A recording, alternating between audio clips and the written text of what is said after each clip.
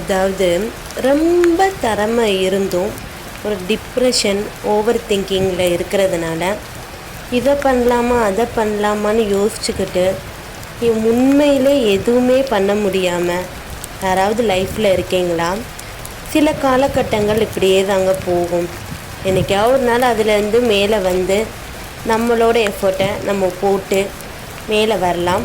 But இந்த காலகட்டத்தில், இந்த டிப்ரெஷன் காலகட்டத்தில் சில மியூசிக்ஸோ இல்லை உங்களுக்கு பிடிச்ச படம் பார்க்குறதோ பிடிச்ச இடத்துக்கு போகிறதோ இப்படி பண்ணி தான் அந்த காலகட்டத்தெல்லாம் கடக்க முடியும். ஸோ உங்களுக்கு பிடிச்சதை நீங்கள் பாருங்கள்.